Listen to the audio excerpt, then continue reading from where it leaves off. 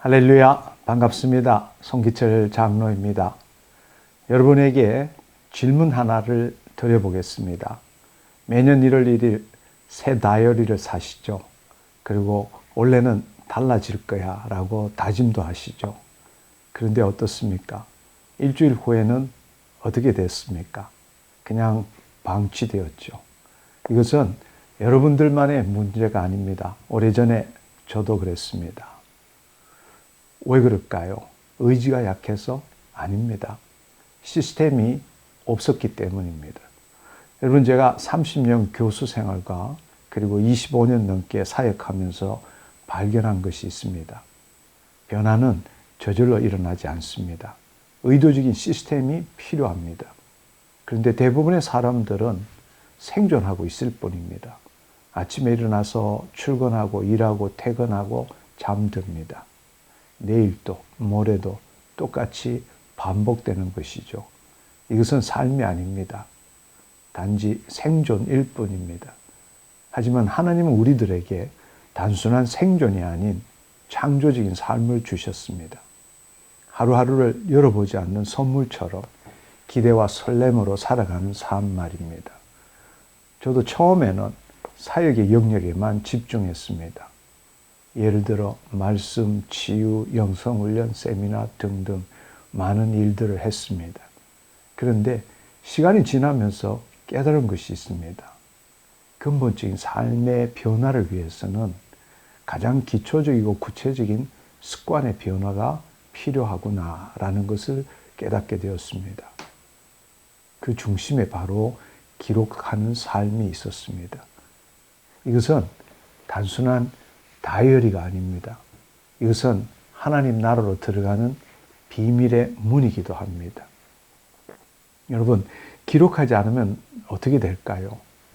저는 적어도 3가지 치명적인 위험이 있다고 봅니다. 첫 번째로는 자기 인식의 왜곡입니다.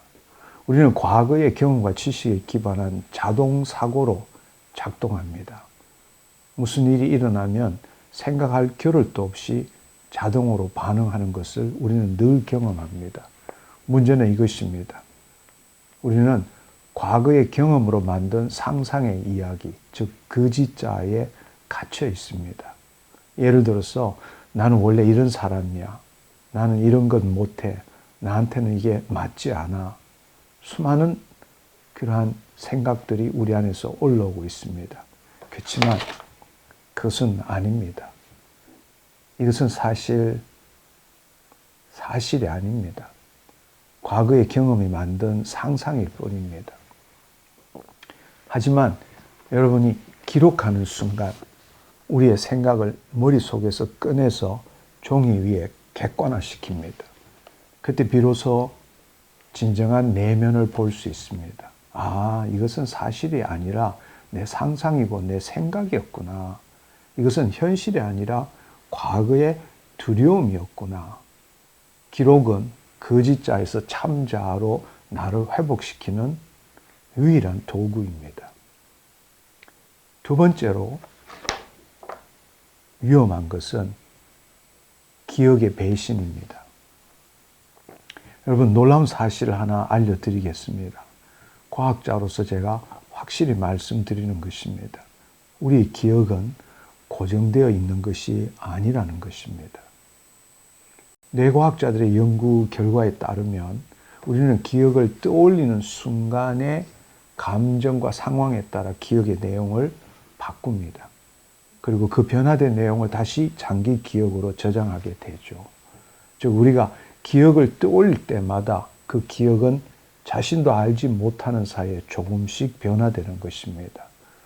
여러분이 기억하는 과거는 진실, 즉 사실이 아닙니다. 여러분 왜곡된, 변형된 버전이다. 이렇게 볼 수 있습니다. 예를 들어서 제 경험을 말씀드리고자 합니다.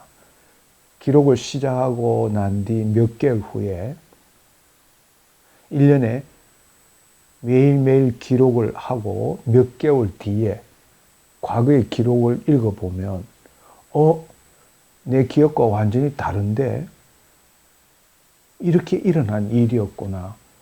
그런 일들이 비일비재했습니다. 충격적이었습니다. 제가 기억하던 것과 실제 일어난 일이 서로 다르다는 것을 깨달은 것입니다. 우리는 왜곡된 과거를 사실로 혹은 진실로 믿고 그 거짓된 기억을 바탕으로 오늘 느끼고 판단하고 결정을 내리는 것입니다. 하지만 기록은 배신하지 않습니다. 기록은 정확합니다. 일주일 전, 1개월 전, 1년 전의 내 모습이 왜곡되지 않고 그대로 보존되어 있는 것입니다. 하나님의 은혜도 마찬가지입니다. 기록하지 않으면 잊어버립니다. 그러나 기록해 두면 하나님 정말 나와 함께 하셨구나. 그분의 신실함을 우리는 정확하게 알 수 있게 되는 것입니다. 세 번째 위험은 생존에 머무는 삶입니다. 항해 일지 없이 항해하는 배는 어디로 가는지 모릅니다. 바람 부는 대로 파도가 치는 대로 떠밀려 갑니다. 계획도 없고 평가도 없고 개선도 없습니다. 그저 오늘을 살아내는 것만으로 버거울 뿐입니다. 이것이 기록하지 않는 삶입니다. 그렇지만 기록하는 사람은 틀립니다. 어제는 여기까지 왔구나. 오늘은 이 방향으로 가야겠구나. 내일은 저기에 도착하겠다. 자신의 인생 작품을 만들어갈 기회를 스스로 붙잡는 것입니다. 이것은 단순히 생존하는 것이 아니라 하나님께서 계획하신 위대한 작품으로 매일매일 한 걸음씩 나아가는 것입니다. 여러분, 제가 수십 년간 발견한 삶의 변화 공식이 있습니다. 그것은 P, D, E, R로 요약할 수 있습니다. P는 plan, 계획하다. D는 do, 실행하다. E는 evaluate, 평가하다. R은 reconstruct, 개선하다. 그래서 요약해서 PDER입니다. 삶의 변화는 오직 이 PDER를 통해서만 가능합니다. 계획 없이 실행하면 방황할 뿐입니다. 평가 없이 실행하면 똑같은 일을 반복할 뿐입니다. 개선 없이 평가하면 좌절하기 일쑤입니다. 그러나 하루는 이 PDER의 완벽한 구현입니다. 플래너에서 계획하고 로그북에서 실행을 기록하고 다시 읽으며 평가하고 새로운 계획으로 개선해 나갈 수 있습니다. 6개월 동안 기록했는데도 삶이 변화되지 않는다면 그것은 정말로 심각하게 기도해야 할 일입니다. 그렇지만 진심으로 매일 PDR을 실천하면 당신의 삶은 반드시 변화됩니다. 이 만년필 이야기를 해드리겠습니다. 중학교 때 지금은 고인이 되신 아버님께서 선물하신 일제 만년필이 있었습니다. 당시에는 그것이 얼마나 소중한지도 몰랐고 무엇을 써야 될지도 몰랐고 장난감처럼 여기다가 떨어뜨려서 촉을 망가지게 했습니다. 그리고 그냥 서랍에 보관했었습니다. 한참이 지난 후 언젠가 아버님께서 저에게 그 만년필 잘 쓰고 있냐고 물어보았습니다. 너무 부끄럽고 죄송해서 그렇지 않다고 대답했을 때 아버님께서는 씁쓸해한 표정을 지으셨습니다. 그때는 알지 못했지만 나중에야 아버님께서 아끼던 만년필을 대를 이을 선물로 큰아들에게 준 것임을 알게 되었습니다.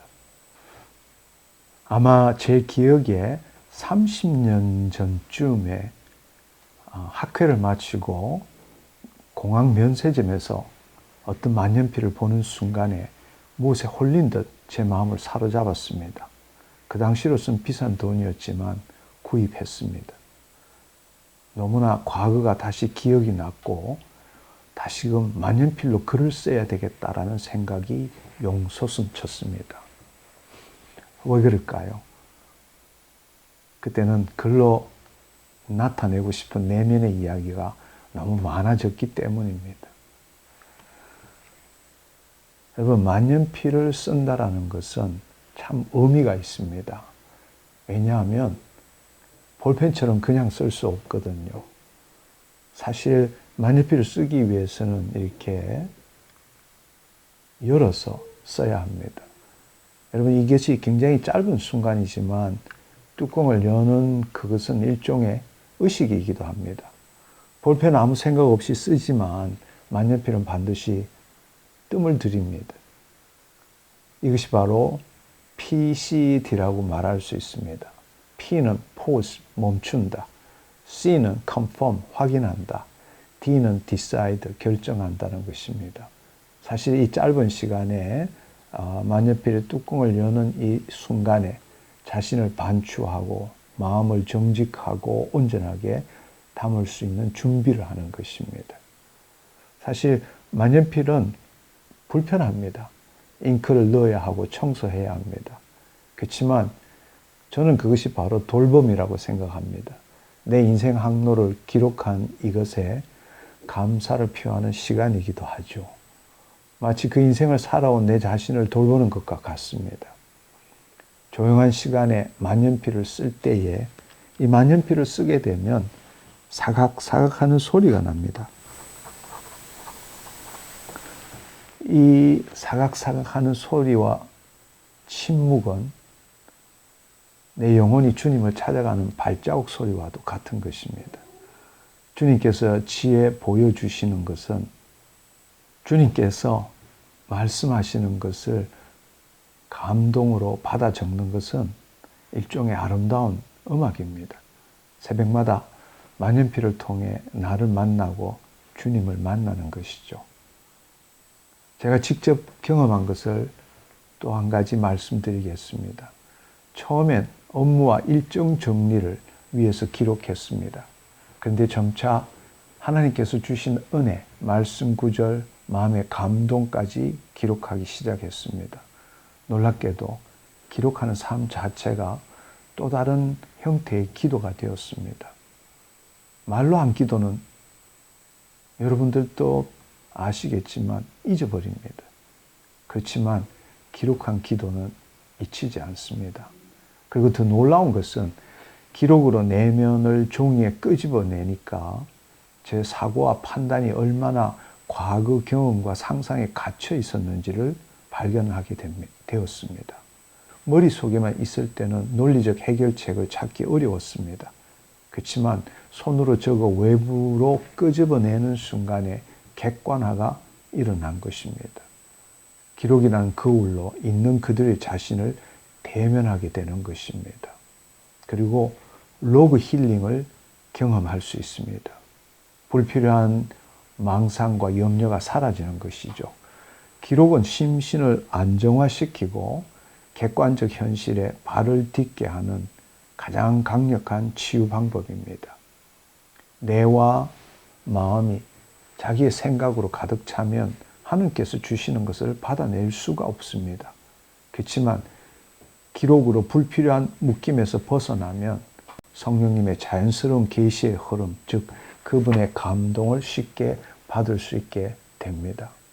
저는 이 시간에 여러분께 도전을 드리고 싶습니다. 6개월입니다. 6개월만 진지하게 기록한 삶을 살아보십시오. 처음에는 작은 이유로 시작해도 괜찮습니다. 일을 잘하고 싶어서, 삶을 정리하고 싶어서, 하나님을 더 알고 싶어서 거창하지 않아도 됩니다. 처음엔 단순히 삶을 정리하는 것이었지만 6개월 후에는 하나님을 만나고 있을 것입니다. 처음엔 단지 일을 잘하고 싶어서였지만 6개월 후부터는 당신의 부르심을 발견하고 있을 것이고 하나님께서 나를 통해서 행하시는 일을 기록하고 있을 것입니다. 처음엔 그냥 기록일 뿐이지만 6개월이 지난 다음에는 그것은 기도가 되고 예배가 되고 하나님 나라의 증거가 되어 있을 것입니다. 기록하는 삶은 최고의 시간 관리, 최고의 업무 관리, 그리고 그것은 궁극적으로 최고의 마음 관리가 되는 것입니다. 6개월 동안 이 다이어리에 기록하는 삶을 살았는데도 삶이 변화되지 않는다면 앞서 말씀드린 것처럼 심각하게 기도해 볼 필요가 있습니다. 하지만 진심으로 기록하는 삶을 살 때는 당신의 삶은 반드시 변화됩니다. 2026년 당신은 정말 새로운 삶을 살고 싶습니까? 그렇다면 지금 시작하십시오. 하루하루와 함께 기록하는 삶을 시작하십시오. 당신의 삶이 하나님의 작품으로, 당신의 삶이 하나님의 작품으로 빚어지는 놀라운 여정이 시작될 것입니다. 기록하는 삶을 살 때 하나님 나라가 당신의 일상에 임합니다. 하나님의 은혜가 여러분과 함께 하시기를 축복합니다. 샬롬.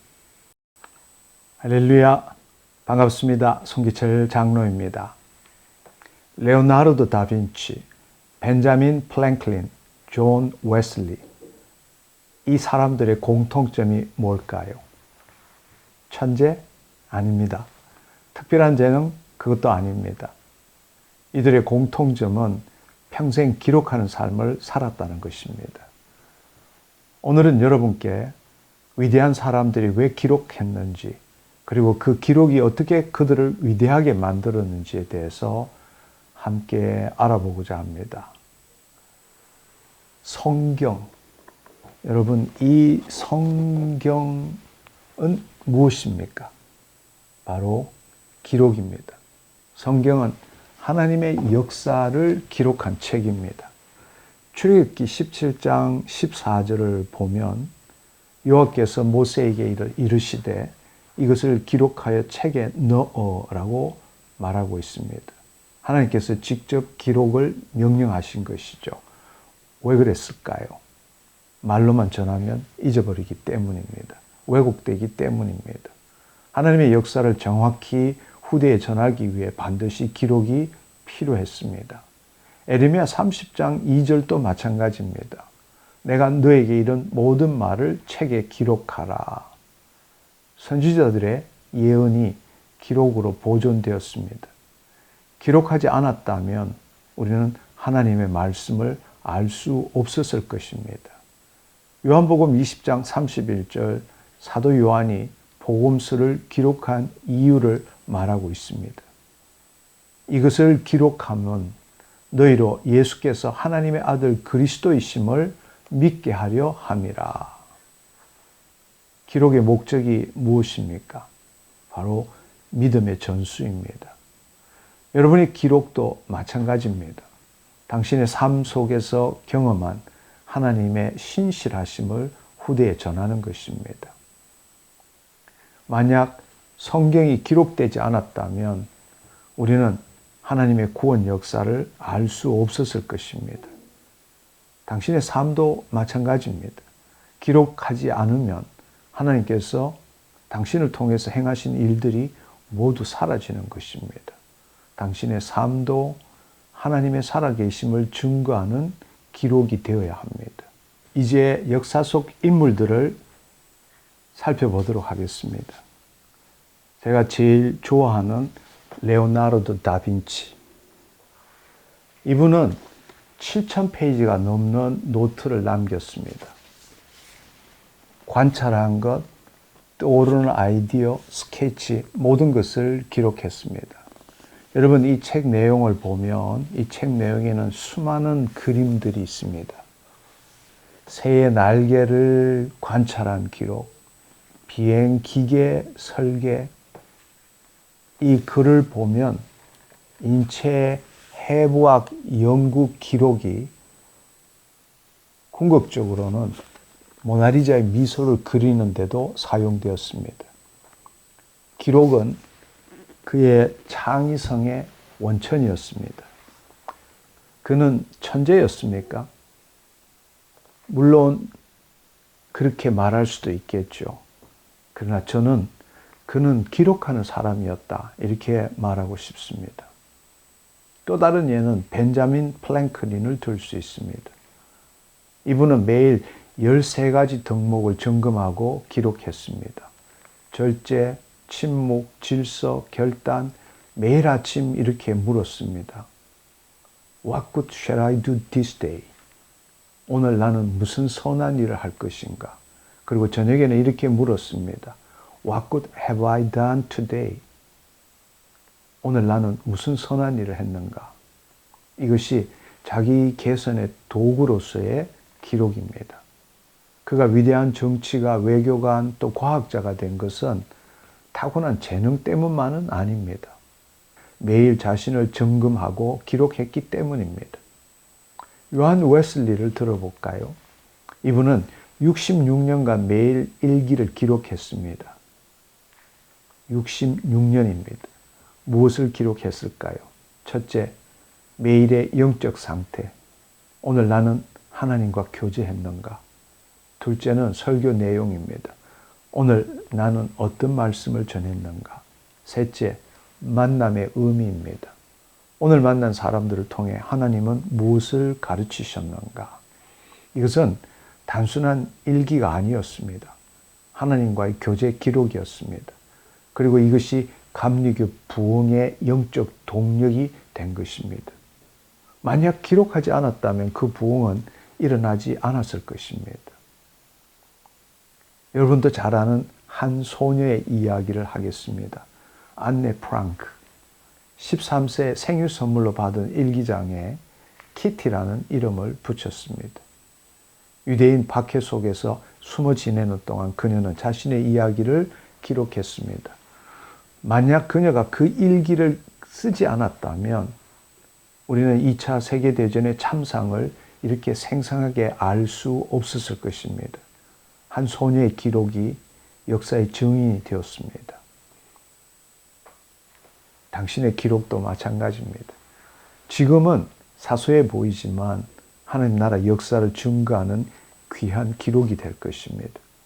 당신의 신앙 여정도 후대를 위한 증거가 되는 것입니다. 자, 그러면 질문 하나 드리겠습니다. 기록이 어떻게 이들을 위대하게 만들었을까요? 저는 5가지 이유가 있다고 생각합니다. 첫째는 자기 객관화입니다. 기록은 자신을 제3자의 시선으로 보게 합니다.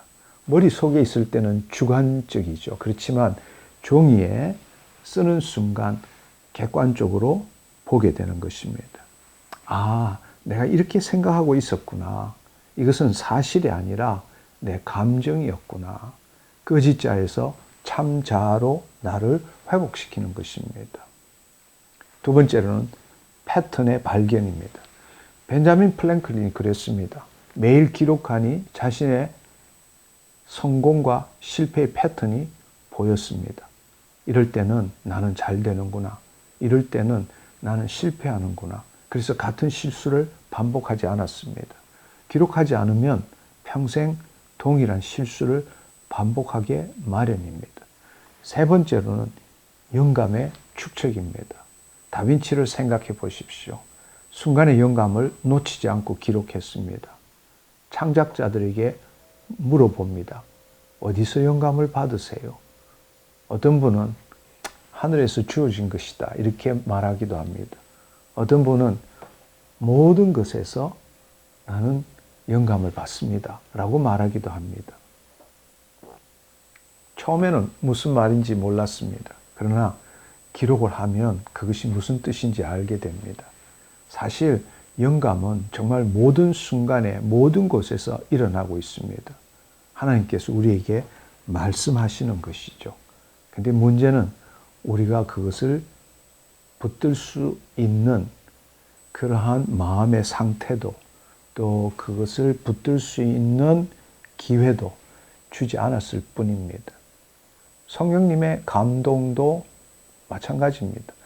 사실 영감은 정말 모든 시간에서, 모든 상황에서, 모든 곳에서 일어나고 있습니다. 단지 우리가 그것을 붙잡아 두지 않았을 뿐이죠. 성령님의 감동도 마찬가지입니다. 매 순간 성령님은 우리에게 말씀하십니다. 그분은 우리와 사랑을 나누고 생명을 나누고 대화하기를 원하십니다. 하지만 기록하지 않으면 그 감동은 사라집니다. 그러나 기록하는 사람은 하나님의 음성을 놓치지 않습니다. 네 번째로는 성찰과 성장입니다. 요한 웨슬레가 66년간 일기를 쓴 이유가 무엇입니까? 하루를 되돌아보는 습관, 어제보다 나은 오늘을 설계하는 것, 오늘 나는 어제보다 나아졌는가? 오늘 나는 주님께 한 걸음 더 가까이 갔는가? 이것이 바로 영적 성숙의 비결입니다. 5번째, 가장 중요한 것은 하나님의 일하심을 발견하는 것입니다. 기록하지 않으면 하나님께서 우리를 통해서 행하신 것을 알 수 없습니다. 하루를 돌아보며 기록할 때, 오늘 이 일이 하나님의 은혜였구나. 그때 하나님께서 나에게 말씀하시고 나를 인도하셨구나를 알게 되는 것입니다. 기록은 하나님의 신실함을 증거하는 증거물입니다. 법정에서 증거 없으면 무죄 방면을 받게 되는 거죠. 마찬가지로 기록이 없으면 하나님의 은혜를 증거할 수 없습니다. 여러분 혹시 이렇게 생각하십니까? 다빈치는 천재니까, 웨슬리는 목회자니까, 근데 나는 평범한 사람인데. No, 아닙니다. 위대하면 특별한 재능이 아니라 일관된 습관에서 나옵니다. consistency, 일관된 습관에서 나오는 것입니다. 다빈치도 처음엔 평범한 사람이었습니다. 하지만 매일 기록했습니다. 웨슬레도 처음엔 평범한 목회자였습니다. 하지만 66년간 기록했습니다. 새로운 아이디어에 대한 부담을 내려놓으십시오.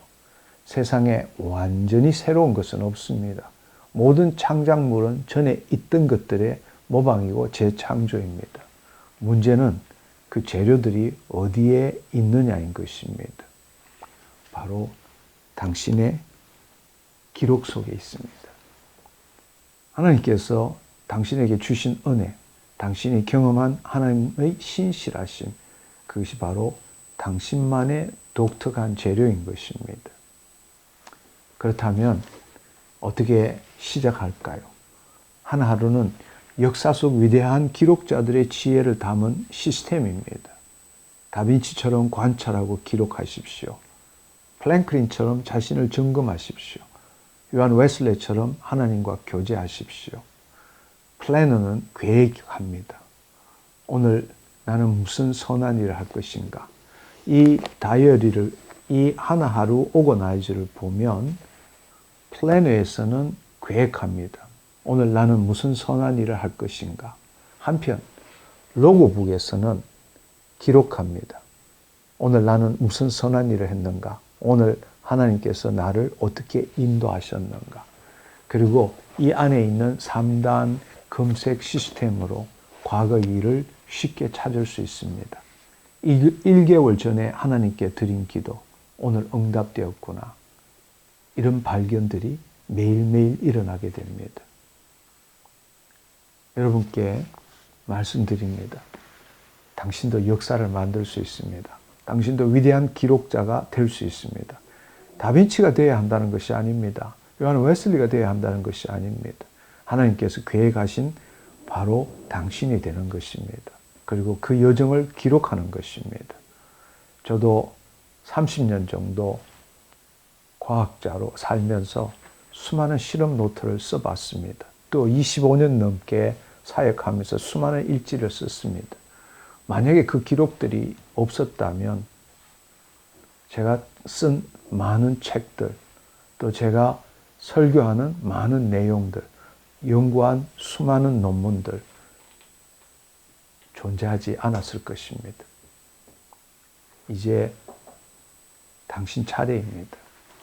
2026년 당신의 기록이 시작되는 해가 되십시오.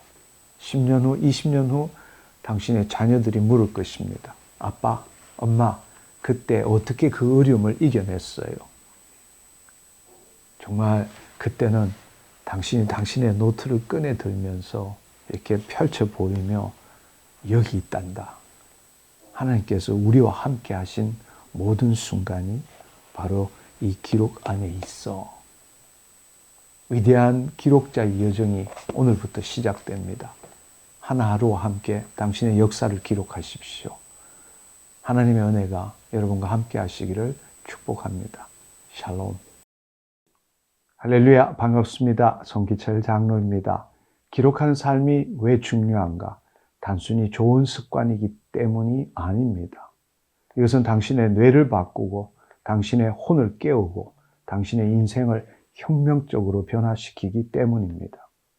저는 먼저 과학적 사실부터 말씀드리겠습니다. 손을 통해 직접 글을 쓰는 행위는 당신의 뇌를 인지적으로, 감각적으로 자극합니다. 여기에 망상활성계라는 부분이 있습니다. 이 부분은 바로 각성, 흥분, 집중을 담당하는 것입니다. 다이어리에 펜을 대는 순간 이 망상활성계가 활성화됩니다. 다시 말해서 다이어리에 펜을 대는 순간부터 당신의 뇌는 더욱 깨어있는 상태로 변화되기 시작한다는 것입니다. 그리고 더 놀라운 것은 좌뇌와 우뇌를 동시에 활성화시킵니다. 좌뇌는 논리와 언어, 우뇌는 감정과 창의성입니다. 기록할 때에 이 둘이 함께 작동합니다. 그런데 여기서 끝이 아닙니다. 글을 쓸 때 우리의 호흡이 어떻게 되는지 아십니까? 깊어지고 느려집니다. 이것은 무엇을 의미하는가? 우리 몸에는 자율신경계가 있습니다. 교감신경과 부교감신경이죠. 교감신경은 싸우거나 도망가기 모드입니다. 스트레스, 긴장, 불안 등이 있을 때 나타나는 것이 교감신경의 항진입니다. 부교감신경은 휴식과 회복 모드입니다. 평안, 치유, 균형이 이루어질 때 부교감신경이 항진되는 것이죠. 현대인은 대부분 교감신경이 과도하게 활성화되어 있습니다. 그래서 혈관계가 망가지고 소화기계가 망가지고 면역체계가 약해지는 것입니다. 그런데 놀랍게도 기록할 때에 호흡이 깊어지고 느려진다는 것입니다. 그것은 즉 부교감신경이 활성화된다는 뜻입니다. 스트레스로 망가진 혈관계, 소화기계, 면역체계가 다시 균형을 잡기 시작합니다. 기록하는 삶은 당신의 건강을 유지하는 최고의 셀프 처방전입니다.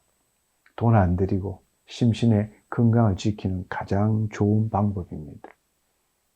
제가 로그 힐링이라는 말을 많이 씁니다. 기록을 통한 치유라는 뜻이죠. 그 과정은 이렇습니다. 첫째, 처음에는 격한 감정을 다 쏟아냅니다. 내 안에 있는 분노, 불안, 두려움, 염려들, 원망을 그냥 있는 대로 기록하는 것이죠. 그리고 기록하다 보면 스스로 자기 성찰에 이릅니다. 아, 나에게도 이런 부분이 있었지. 세 번째는 우리의 심신의 안정을 갖게 됩니다. 즉, 뇌와 심중이 평온해지고 서로가 일관성을 유지하게 되는 것이죠. 넷째, 정화된 새로운 것을 저장시켜 치유를 가능하게 되는 것입니다. 즉, 내가 새롭게 한 생각들, 나만의 생각이 아니라 상대방을 생각하고 내 과거를 생각하면서 다시 정리한 것을 기록할 때 그것이 내 심중에 심겨지는 것이고 또 그 심겨진 대로 내 자신을 변화시키게 되는 것입니다. 이것이 바로 로그 힐링입니다. 만약에 머릿속에만 있으면 계속 맴돕니다. 하지만 종이 위에 글로서 자신의 내면을 나타내는 순간 그것은 당신에게서 분리되는 것입니다. 객관화된다는 것이죠. 그리고 그것을 있는 그대로 보게 되고 치유가 시작되는 것입니다. 한 가지 더 말씀을 드리자면 감사를 기록하게 되면 뇌가 긍정적인 것에 집중하게 됩니다. 이것은 과학적으로도 입증된 사실입니다. 일상생활에서 감사해야 할 것들을 정기적으로, 아니 매일 찾아서 기록하면 낙관적 사고가 촉진될 뿐만 아니라 내 안에서 긍정적인 에너지들이 활성화됩니다. 매일 밤 감사한 일 3가지를 찾아 적어 보십시오. 아무리 힘든 날이라도 얼마든지 찾을 수 있습니다. 무엇 때문에 감사한 것이 아니라 기존에 이미 있는 것들에서도 감사할 수 있는 일은 수도 없이 많습니다. 6개월 후 당신의 사고방식이 완전히 바뀌어 있을 것입니다. 데살로니가전서 5장 18절은 우리 모두가 잘 아는 말씀입니다. 범사에 감사하라. 이것은 단순한 명령이 아닙니다. 이것은 당신의 뇌를 재프로그래밍하는 하나님의 치유 처방인 것입니다. 사역자의 관점에서 기록한다는 것이 무엇인지를 생각해 보면 기록은 이 기록의 더 깊은 차원은 영적인 것입니다. 우리의 뇌와 마음에 자기 생각으로 가득 차 있으면 하나님께서 성령님을 통해서 주시는 것을 받아낼 수가 없습니다. 예를 들어서 생각해 보십시오. 컵에 물이 가득 차 있다면 물을 더 부어도 들어갈 수는 없습니다. 우리의 뇌도 마찬가지입니다. 내 생각, 내 염려, 내 걱정으로 내 심중이 가득 차고 내 생각이 지금 팽팽팽 돌아간다면 하나님이 말씀하셔도 그분의 음성을 들을 수 없습니다.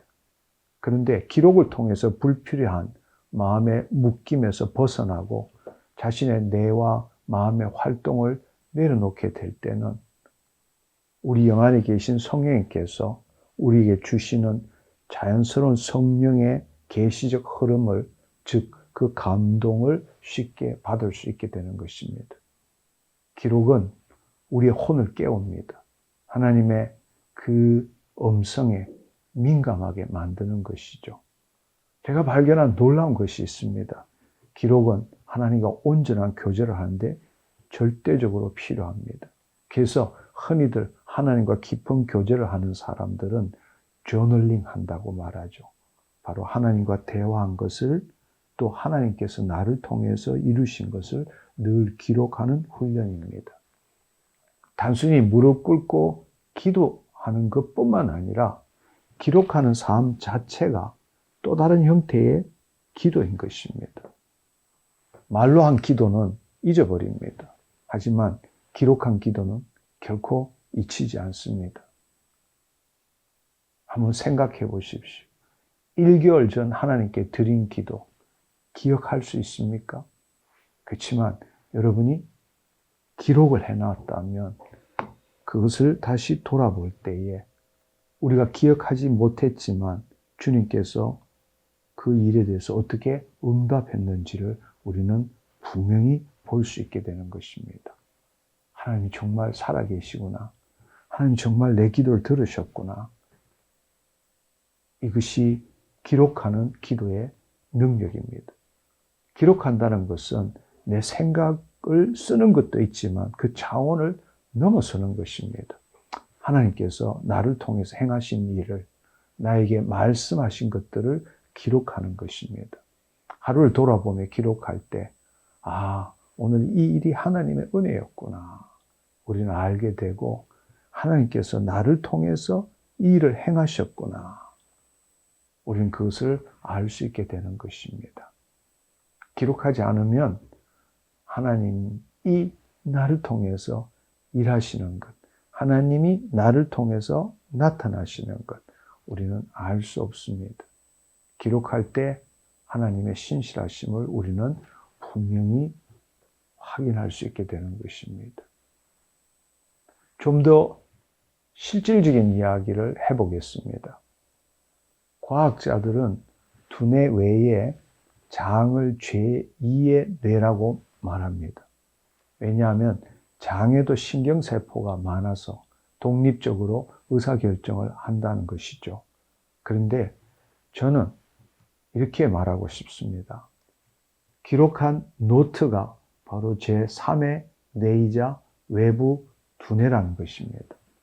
당신의 생각, 경험, 지혜, 깨달음이 모두 이 노트에 저장되어 있습니다. 언제든지 꺼내볼 수 있습니다.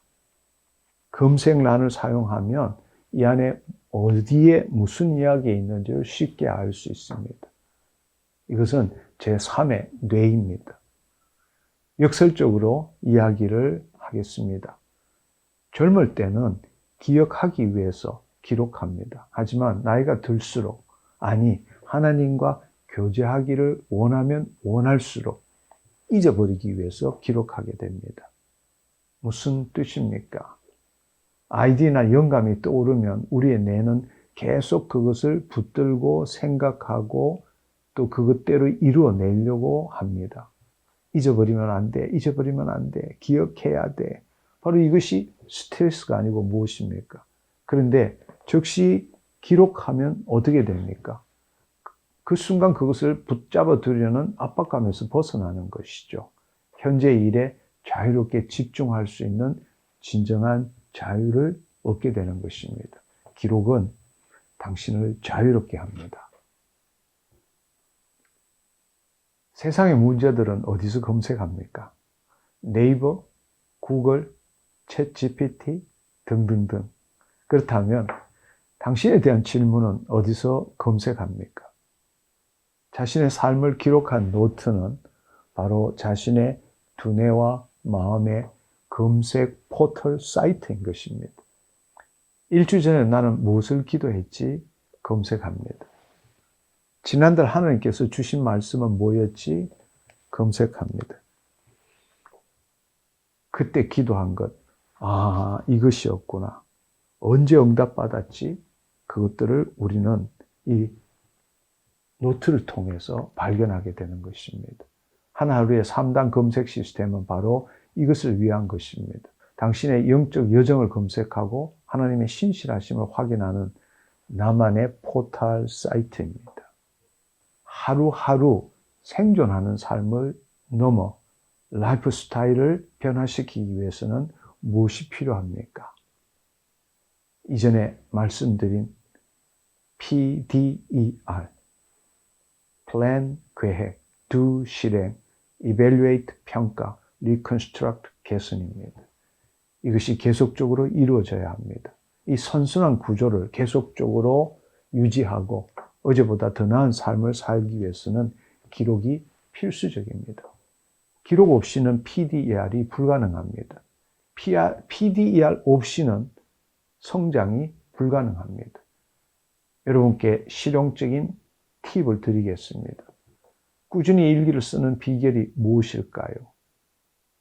자기 자신이 독자가 되어야 합니다. 단지 쓰고 방치하면 반응이 없어서 오래가지 못합니다. 주기적으로 내가 쓴 기록을 다시 보는 것입니다. 오늘날 대부분의 사람들은 핸드폰 보기 바쁩니다. 짜투리 시간이 있을 때마다 핸드폰을 봅니다. 저는 짜투리 시간이 있을 때마다 내 노트를 봅니다. 과거의 나와 대화하는 것이죠. 또 주님과 나와의 대화가 무엇이었는지를 살펴보는 것이죠. 그리고 그때와 지금의 내 생각이 어떻게 다른지도 우리는 비교해 보는 것입니다. 이것이 진정한 PDER입니다. 기록하고 살아내고 다시 읽고 개선하는 것입니다. 혹시 부담스럽습니까? 나는 글을 못 썼어. 나는 시간이 없었어. 걱정하지 마십시오. 완벽하게 쓰려고 하지 마십시오. 하루 한 문장, 그게 전부입니다. 오늘 감사한 일 한 가지, 오늘 받은 은혜 한 줄, 오늘 하나님께 드린 기도 한 문장, 그것으로 족합니다. 처음에는 그냥 5분만 투자하고 시작해 보십시오. 신기하게도 여러분이 그 기록하며 하나님과 교제하는 것이 시간이 지나면 지날수록 5분에서 10분, 10분에서 20분, 20분에서 30분 기록으로 발전됩니다. 처음부터 대단한 걸 기록하려고 하지 마십시오. 작게 시작하십시오. 꾸준함이 위대함을 만듭니다. 언제 기록하면 좋습니까? 두 가지 옵션이 있습니다. 아침형 인간이라면 일어나자마자 쓰십시오. 샤워하기 전에, 커피 마시기 전에 부정적인 생각을 기록으로 내보내면 하루 종일 정신적 에너지를 낭비하지 않게 됩니다. 아침은 주님께 하루를 드리는 시간입니다. 저녁형 인간이라면 하루를 돌아보며 쓰십시오. 오늘 일어난 일, 특정 사건, 특정 업무 등 성취한 것, 도전받은 것, 은혜 받은 것, 감사한 것들, 그것을 기록하면 되는 것입니다. 저녁은 주님께 하루를 올려드리고 감사하는 시간이죠. 어떤 것이든 괜찮습니다. 당신에게 맞는 것을 선택하시고 또 여러분이 원하는 대로 쓰시면 되는 겁니다. 오늘은 제가 과학자로서 또 사역자로서 여러분께 말씀드렸습니다. 기록하는 삶은 우리의 뇌를 바꿉니다. 우리의 혼을 일깨웁니다. 그것은 결국 우리의 인생을 변화시킵니다. 기록하는 삶은 첫째, 로그 힐링입니다. 당신의 심신을 치유합니다. 둘째, 혼적 민감성을 일깨웁니다. 하나님의 음성을 듣게 하는 것이죠. 셋째, PDER을 가능하게 합니다. 어제보다 나은 오늘을 살게 하는 것입니다. 이것은 선택이 아닙니다. 필수입니다. 제가 오랜 세월 동안 이 과학자로서 또 사역자로서 이 노트와 함께 인생을 경험했습니다. 노트가 없었다면 오늘 이때까지 주님이 주신 일 행할 수 없었을 것입니다. 기록은 제 삶의 기초이고, 기록은 제 삶의 원장이고, 기록은 제 영혼의 성장의 비밀입니다. 이제 당신 차례입니다. 2026년 당신의 뇌가 깨어나고 당신의 혼이 민감해지고 당신의 인생이 변화되는 해가 되기를 소망합니다. 하루하루와 함께 기록하는 삶을 시작하십시오. 6개월 후 당신은 완전히 다른 사람이 되어 있을 것입니다. 하나님의 은혜가 여러분과 함께 하시기를 축복합니다. 샬롬. 할렐루야, 반갑습니다. 송기철 장로입니다. 기록하는 삶에 대한 이야기를 하다 보면 많은 분들이 무엇을 써야 할지 모르겠습니다. 혹은 어떻게 써야 하나요? 이런 질문들을 많이 하게 됩니다. 오늘은 이론이 아닌 실전에 대해서 함께 알아보기를 원합니다. 제가 오랜 세월 기록하며 발견한 구체적인 방법들을 알려드리고자 합니다. 이 하루 노트를 어떻게 채워갈 것인가? 무엇을 어떻게 기록할 것인가? 오늘 끝나면 여러분은 바로 시작할 수 있을 것입니다. 먼저 두 가지에 대해서 말씀드리고자 합니다. 일상적인 기록을 위한 6가지. 두 번째는 자신의 라이프 스타일을 변화시키기 위한 12가지. 이 부분에 대해서 함께 알아보도록 하겠습니다. 물론 6가지 다 쓰지 않아도 괜찮습니다. 어떤 날은 한 가지만, 어떤 날은 6가지 모두 다 쓸 수 있습니다. 처음부터 많은 시간을 투자할 필요도 없고 5분만 투자한다라는 생각으로 시작해 보십시오. 자연스럽게 30분 이상 기록하는 당신을 발견하게 될 것입니다. 이제 시작해 보겠습니다. 일상 삶을 기록하는 6가지. 첫 번째는 당신의 꿈입니다. 잠에서 깬 후에 매일 꿈을 꾸는 것은 아니지만 간혹 꿈을 꾸기도 합니다. 그럴 때는 잠을 깬 후에 그것을 잊어버리지 않도록 깨자마자 즉시 기록해 두는 것이 좋습니다. 왜 꿈을 기록해야 할까요? 왜냐하면 하나님께서 꿈을 통해서도 말씀하시기 때문입니다. 성경에 보면 요셉, 다니엘, 바울 모두가 꿈을 꾸고 하나님의 말씀을 들었습니다. 또 경우에 따라서는 그 꿈이 시공간을 초월해서 나타나지만 우리의 내면의 상태를 알려주는 경우가 대부분입니다. 모든 꿈이 계시는 아니지만 그렇기 때문에 꿈을 기록해 두면 그것도 한 번으로 끝나는 것이 아니라 계속적으로 그 꿈을 우리가 이 기록한 것을 보게 되면 이것이 하나님이 주신 꿈인지 아니면 내 내면에서 일어나는 어떤 부정적인 혹은 긍정적인 역동성인지를 우리는 쉽게 분별할 수 있게 됩니다. 만약에 꿈을 꿨다면 가능한 한 생생하게 기록해 놓으시면 좋을 것 같습니다. 이 꿈을 통해서 우리가 의식하는 그 세계뿐만 아니라 우리가 의식하지 못하는 내면의 세계도 우리는 알 수 있게 됩니다. 두 번째는 오늘 받은 말씀 한 구절을 기록하는 것입니다. 가장 중요한 것이 바로 일용할 양식, 바로 생명의 말씀이죠. 그래서 어떤 형식이든지 큐티를 통해서든지 설교 중에 받은 구절이 생각났다든지 하루 중에 떠오르는 말씀이든지 또 책을 읽으면서 봤던 구절이든지 한 구절을 쓰고 그것을 가지고 기도하고 묵상하는 것입니다. 예를 들어서 시편 23편 1절의 말씀처럼 여호와는 나의 목자시니 내게 부족함이 없으리로다. 이 말씀을 여러분이 적었다고 생각해 봅시다. 오늘 재정 문제로 불안했습니다. 그렇지만 주님이 나의 목자이시기 때문에 주님이 이미 모든 문제를 해결해 주셨기 때문에 나는 부족함이 없습니다. 이런 마음을 가지고 그 말씀에 대한 그 묵상을 여러분이 기록해 보는 것입니다. 단순히 기록한다라는 것은 단지 그냥 묵상하는 것에 그치는 것이 아니라 내 삶에 구체적으로 적용하기 위해서입니다. 그렇다면 한 구절을 묵상한 구절을 썼다면 또 그것을 어떻게 내 삶에서 적용할 수 있을까? 하나님께서 어떻게 이 말씀을 통해서 나타나실까? 이 부분도 기록해 놓는 것입니다. 세 번째는 오늘 하루에 하나님의 은혜를 기록하는 것입니다.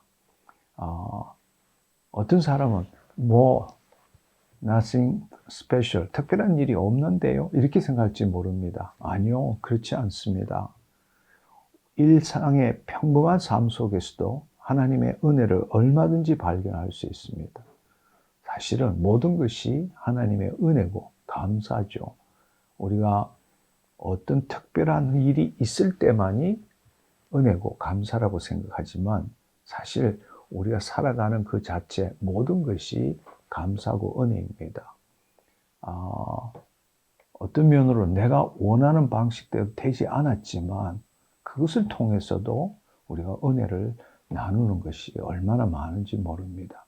예를 들어서 버스 정류장에서 기다렸는데 버스를 놓쳤는데 뜻밖의 동료를 만나서 좋은 대화를 나누는 것, 또 지하철에서 본 그 성경 구절의 광고를 통해서 은혜를 받은 것, 또 오늘 외식했는데 점심 식사가 생각보다 맛있었다는 것, 이 모든 것이 은혜 아니겠습니까? 오늘의 은혜는 우리가 이미 이루어진 것들을 되돌아볼 때 얼마든지 발견할 수 있다는 것을 여러분들이 기억하시면 좋겠습니다. 매일 은혜를 3가지씩 기록한다면 6개월이면 540가지가 됩니다. 한번 생각해 보십시오. 540가지의 하나님의 은혜를 기록해 놓았다. 그 말은 내 심중에 심었다는 뜻이죠. 심은 대로 거둘 수 있게 되는 겁니다.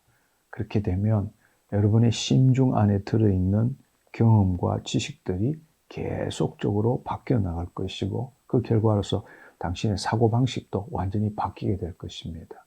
4번째로는 당신의 감정을 평가하는 것입니다.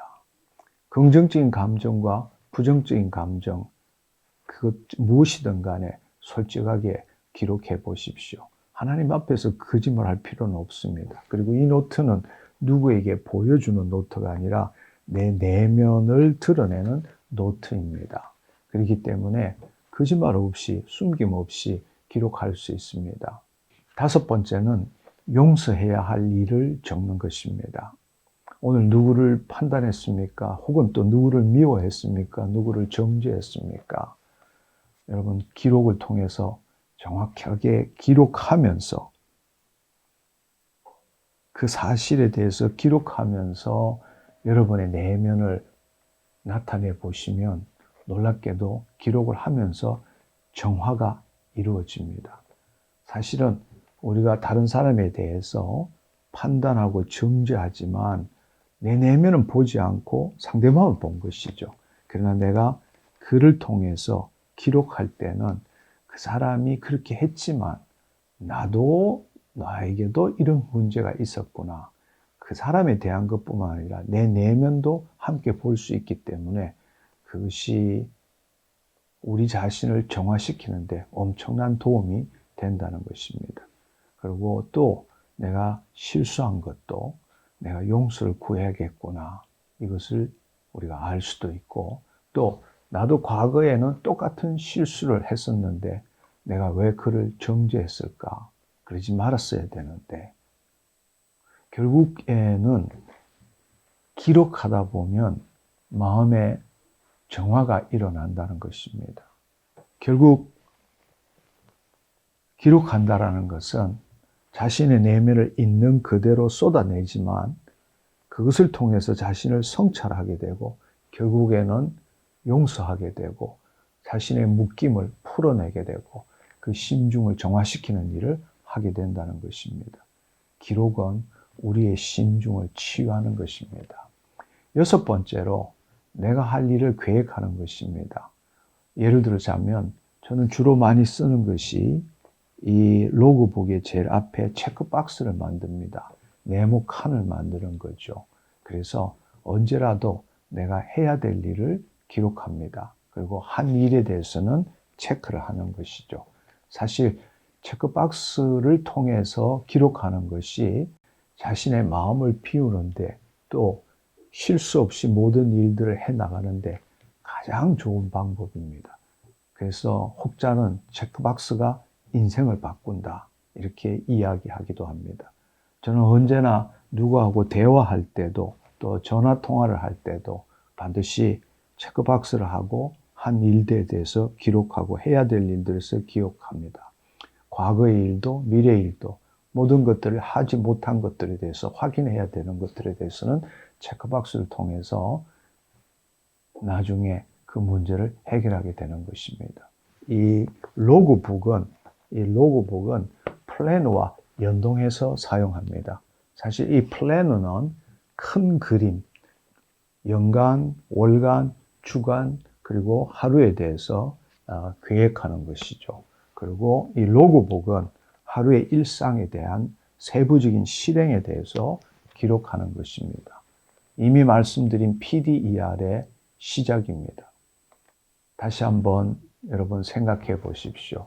일상의 삶에서 기록해야 되는 6가지. 첫 번째, 꿈. 두 번째, 말씀 한 구절. 세 번째, 오늘 받은 은혜 3가지. 네 번째, 자신의 감정을 평가하는 일. 5번째, 누구를 용서해야 될 일이 있으면 그것을 기록하는 것이고 6번째는 내일 할 일을 체크박스를 통해서 기록하는 것입니다. 다시 말씀드리지만 다 쓰지 않아도 괜찮습니다. 어떤 날에는 말씀과 은혜만, 어떤 날에는 6가지 모두. 그러나 중요한 것은 시작하는 것입니다. 하루에 한 줄이라도 시작하는 것입니다. 그렇게 할 때 놀라운 변화가 일어나게 될 것입니다. 저 경우에 있어서는 조금 더 깊은 차원으로 들어가서 내 자신의 라이프 스타일을 변화시키기 위해서 12가지 기준을 만들어 놓고 이것을 쓰려고 애를 씁니다. 사실 이것은 기본적인 6가지 기록의 확대 버전이라고도 볼 수 있습니다. 그래서 저는 이것을 많은 사람들에게 알리기 위해서 이렇게 스티커를 만들어서 나누기도 했습니다. 이거 12가지를 제가 한번 읽어보겠습니다. 잠에서 깬 후 꿈을 꾸었다면 기록하라. 이미 말씀드렸습니다. 두 번째는 오늘 일어난 일들을 기록해보라. 그렇습니다. 어떤 시간, 장소, 그것에 적고 일어난 일들을 기록하는 것입니다. 세 번째, 은혜를 찾아내고 기록하고 감사하라. 제가 가장 많이 하는 것이 바로 이것입니다. 은혜. 그 은혜를 찾고 또 하나님께 감사할 때 그 감사는 더 큰 은혜를 부른다는 것은 제 경험을 통해서 너무너무나 깊이 체험하고 있습니다. 네 번째, 하지 말았어야 했을, 하지 않아도 될 말과 행동을 기록하라.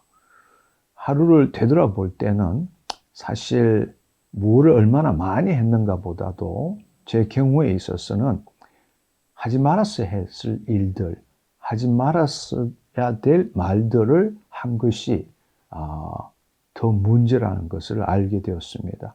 그래서 저는 늘 하지 말았어야 했을 또 하지 않아도 될 말과 행동을 기록하면서 제 자신을 변화시킵니다. 자연스럽게 이런 일들은 하지 말아야 되겠다. 그렇다면 어떻게 말하고 어떻게 행동해야 될 것인가. 이렇게 기록할 때 그 내용들이 제 심중에 심겨진다는 것입니다. 다섯 번째, 미워하고 판단한 사람이 있었으면 기록하고 다시 생각해보라.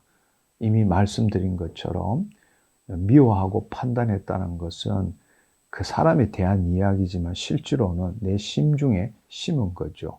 그것을 다시금 이 노트에 끄집어내서 기록하면서 그 일들을 주님께 드리는 일을 합니다. 여섯 번째, 내 자신을 다른 사람과 비교한 일이 있었다면 그 이유를 적어보라. 뭔가 열등감이나 낮은 자존감 이런 것들이 있기 때문에 또 다른 사람과 비교했겠죠. 그래서 그런 부분들도 적으면서 제 자신을 치유하고 회복하는 일을 합니다.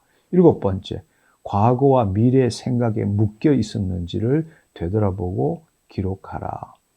저는 늘 지금 이 순간 여기에서 생활하기를 원합니다. 그런데 저도 모르는 사이에 과거에 집착하거나 오지 않는 미래에 대해 불안한 이러한 것들이 있었다면 그것을 기록함으로써 그것으로부터 벗어나기를 원합니다. 여덟 번째, 다른 사람을 통해서 상처받았는지 아니면 성숙했는지를 기록하라.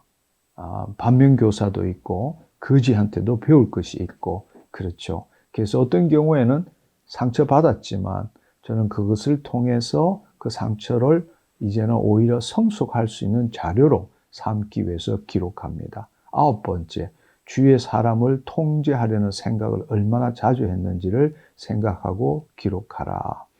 사실 우리의 많은 시간들을 이렇게 되돌아보면 내 자신보다는 다른 사람과 주위의 환경을 내가 원하는 대로 통제하려는 그 생각들을 많이 하고 그렇게 통제하지 못할 때 부정적인 감정을 갖는 경우가 많습니다. 그래서 그것도 제 자신을 변화시키기 위해서 기록합니다. 열 번째, 오늘 내 심중에 무엇을 심었는지 생각해보고 기록하라. 사실은 심은 대로 거두고 또 믿은 대로 얻는 그 삶을 사는 것이 우리지 않습니까? 그런데 사실은 생각해보면 우리는 하나님이 이루실 일을 심은 것보다는 이 현실에 대한 것을 심은 것이 훨씬 많습니다. 그래서 저는 하루를 되돌아보면서 하나님의 것을 심지 않고 내 염려, 걱정, 근심 이런 것들을 심었다면 그것도 기록해서 제거하는 일을 하고 있습니다. 11번째는 왜 이런 일이 나에게 일어났는가 이런 관점이 아니라 왜 이런 일이 나를 위해서 일어났는가의 관점으로 다시 되돌아보는 일을 합니다. 그냥 아무 생각 없이는 왜 또 이런 일이 일어났지 이렇게 생각하는 것들 그것들을 반드시 바꾸는 거죠. 12번째, 취침 전에 체크박스를 만들고 내일 해야 할 일을 기록하라. 이것은 매 순간도 그렇게 하지만 마지막 취침 1시간, 한 40분 전에 노트를 마지막 쓰게 됩니다. 체크박스를 만들어서 내일 이런 일들이 있겠구나 라고 쭉 그냥 생각나는 대로 적어 놓습니다. 그리고 아침에 일어나서는 이것의 우선순위를 정해서 오늘 이 일부터 먼저 해야 되겠다. 이렇게 해나가는 거죠. 이 12가지가 제가 평상시 주로 사용하는 방법들입니다. 물론 다 12가지를 매일 다 한다는 뜻은 아니지만 일어나는 상황에 따라서 이 12가지에 해당되는 일들을 저는 기록하고 제 라이프 스타일을 바꿔가는 훈련을 합니다. 그 다음에 또 한 가지는 여러분들이 매일매일 쓰는 것이 지겹다 이런 생각이 든다면 누구에게 편지를 쓰는 식으로 여러분들이 기록해 보는 것도 좋은 방법입니다. 예를 들자면 노트를 펴서 사랑하는 하나님 아버지께 이렇게 시작해도 좋습니다. 오늘 참 힘든 하루였습니다. 하지만 아버지께서 함께 하셨기에 견딜 수 있었습니다. 여러분 이 노트는 여러분의 마음을 나타내는 거니까 정말 여러분이 원하는 대로 무엇이든지 기록할 수 있습니다. 기록한다는 것은 다시 말하자면 내 내면을 진실되게 본다는 것이죠. 그래서 편지는 집중의 시선을 내가 아닌 누구에 향해서 쓰는 것이기 때문에 색다른 맛을 줄 뿐만 아니라 또 다른 능력을 갖고 있습니다. 물론 이 편지를 누구에게 붙일 수도 있고 붙일지 않을 수도 있지만 여러분들이 누구에게라는 것, 미래의 나에게 쓰는 편지, 과거의 나에게 쓰는 편지, 하나님께 쓰는 편지, 사랑하는 사람에게 쓰는 편지, 무엇이라도 가능한 것입니다. 특히 하나님께 드리는 편지는 기록이 바로 기도가 되고 치유가 되는 순간이기도 합니다. 또 한편으로는 제가 영적 성장을 위해서 스스로에게 질문 리스트를 가지고 기록하는 일도 저는 자주 합니다. 예를 들자면 오늘 하나님께서 나를 어떻게 사용하셨는가 이 부분을 명확하게 하기 위해서 첫 번째, 오늘 나는 누구에게 하나님의 사랑을 전했는가? 어떤 의도 없이 조건 없는 사랑을 베푼 적이 있느냐는 뜻입니다. 그냥 말 한마디라도, 또 손을 한번 잡아주는 것도, 또 아주 하찮은 것을 주는 것도 누구에게 하나님의 사랑을 전했는가? 두 번째, 오늘 내 삶에 하나님의 통치가 어떻게 임했는가? 이것은 내 능력 이상의 것이 나타났는가? 즉 탁월함에 대한 것입니다. 내 지혜와 내 능력이 아니라 이 일을 할 때 주님이 나를 통해서 얼마나 나타나시도록 허용했는가? 이것을 체크해 보는 것입니다. 오늘 세 번째는 오늘 성령님의 음성을 듣고 순종했는가? 즉 내 생각과 내 감정대로 하는 것이 아니라 자기를 얼마만큼 부인했는가입니다. 그럴 때에 그분께 순종하고 그분의 말씀대로 했을 때에 그분께서 내 삶을 이끌어 가시고 보호하시고 인도하신 것을 경험했느냐에 대한 것입니다. 네 번째는 오늘 나는 주의 말씀을 얼마나 심었는가? 심지 않고는 거둘 수 없습니다. 그래서 하루에 저는 늘 말씀을 읽으면서 또 묵상하면서 살기 때문에 그것을 단지 머리로 생각하는 것으로 끝나는 것이 아니라 내 심중에 깊이 기록되게 했는가?